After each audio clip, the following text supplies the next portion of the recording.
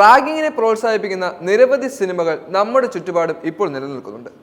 ഇത്തരത്തിലുള്ള സിനിമകളെ വിമർശിച്ചുകൊണ്ട് ഇപ്പോൾ SFI ദേശീയ പ്രസിഡന്റ് VP സാനു രംഗത്ത് വരികയാണ്. SFIയുടെ പ്രസിഡന്റ് തന്നെ ഇത്തരത്തിലുള്ള വിമർശനം കൊണ്ടുവരുന്നത് ഒന്ന് നമുക്ക് ചിന്തിക്കേണ്ടിയിരിക്കുന്നു.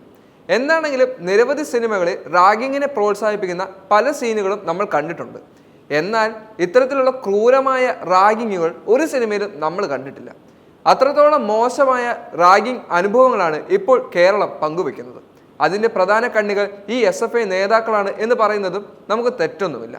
ഇത്തരത്തിലുള്ള റാഗിംഗ് പ്രശ്നങ്ങൾ സിനിമയിൽ നിന്നുമാണ് വരുന്നതെന്നാണ് ഇപ്പോൾ SFI നേതാവ് തന്നെ പറയുന്നത്. റാഗിംഗ് എന്നത് സാമൂഹിക വിപത്താണെന്നും സിനിമകളാണ് റാഗിങ്ങിനെ പ്രചരിപ്പിച്ചതെന്നും സാനു പറയുന്നുണ്ട്.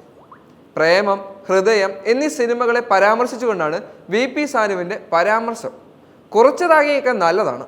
പ്രേമം സിനിമയിലെ മലർ മിസ് പറയുന്നത് ഇപ്പോൾ വളരെ മോശമായ രീതിയിലാണ് സനു പ്രതികരിക്കുന്നത്. ഹൃദയ സിനിമയിൽ നായകൻ ആദ്യം റാഗിങ്ങിന് വിധേയനാവുകയും പിന്നീട് അയാൾ റാഗിങ്ങിന്റെ അപ്പസ്തോലനാവുകയുമാണ്. ഇത്തരത്തിലുള്ള വ്യാജമായ പല കാര്യങ്ങളും റാഗിങ്ങിനെ ഭയങ്കരമായി സംബന്ധിക്കുന്നുണ്ട്. കോട്ടയത്തെ റാഗിങ്ങിൽ SFIക്കെതിരായ വടിയായി ഉപയോഗിച്ചാൽ അതിന് നിന്ന് തരില്ലെന്നും സാനു പറയുന്നു. റാഗിങ്ങിനെ സാമാന്യവൽക്കരിക്കുന്ന പ്രവണത നാട്ടിൽ ഉണ്ടായിട്ടുണ്ട്. അത് മാറ്റാൻ ബോധവൽക്കരണം നടത്തേണ്ടതും അത്യാവശ്യമാണ്. TP ശ്രീനിവാസന് മർദ്ദനമേറ്റത് ചെയ്യാൻ പാടില്ലാത്തതുമായിരുന്നു. സമരമല്ല മർദ്ദനമേൽക്കാൻ കാരണം, ചീത്ത വിളിച്ചതാണ് കാരണം. കേട്ടു നിൽക്കാനുള്ള സഹിഷ്ണുത എല്ലാവർക്കും ഇപ്പോഴും ഉണ്ടാകണമെന്നില്ലെന്നും VP സാനു പറയുന്നു. എന്താണെങ്കിലും ആക്രമണം പ്രോത്സാഹിപ്പിക്കാൻ വളരെയധികം രാഷ്ട്രീയ പാർട്ടികൾ ഇപ്പോൾ ക്യാമ്പസുകളിൽ സജീവമാണ്. പലതരത്തിലുള്ള അക്രമങ്ങൾക്ക് കാരണം ഇത്തരത്തിലുള്ള രാഷ്ട്രീയ പ്രവർത്തകരുമാണ്. ഒരു പരിധിവരെ അക്രമികളെ സപ്പോർട്ട് ചെയ്യുന്നതും രാഷ്ട്രീയ പ്രവർത്തകരാണ്. KSUവും SFIയും പോലുള്ള നിരവധി പാർട്ടികൾ ഇപ്പോൾ കേരള ക്യാമ്പസുകളിൽ സജീവമാണ്. ഈ റാഗിങ് പോലുള്ള പല കാര്യങ്ങൾക്കും ഒരു തടയിടാൻ ഈ SFIക്കാർക്കോ KSUക്കാർക്കോ സാധിക്കുന്നില്ല. ഇവരെല്ലാം എന്താണ് ചെയ്യുന്നത് പോലും ഇവർക്ക് ചില സമയത്ത് വ്യക്തമാകുന്നില്ല. സിനിമകൾ കാരണമാണോ കുട്ടികളിൽ ഇത്തരത്തിലുള്ള റാഗിങ്ങുകൾ വരുന്നതെന്നും നമ്മൾ ചിന്തിക്കണം. പല സിനിമകളും പലതരത്തിലും ഇപ്പോൾ കേരളത്തിൽ ഇറങ്ങുന്നുണ്ട്. അങ്ങനെ പല പ്രശ്നങ്ങൾക്കും സിനിമയാണ് പ്രധാനപ്പെട്ട കാരണം എന്ന് പറയുന്നത് ഒരു വ്യക്തിത്വമില്ലായ്മ തന്നെയാണ്.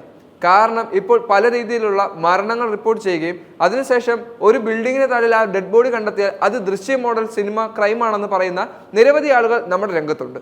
SFIയുടെ ഇത്തരത്തിലുള്ള പ്രധാനപ്പെട്ട നേതാവായ ഒരാൾ സിനിമ പ്രചോദിതമായാണ് കേരളത്തിൽ റാഗിങ് വർദ്ധിക്കുന്നതെന്ന് പറയുന്നത് വളരെ മോശമായ ഒരു കാര്യമാണ്.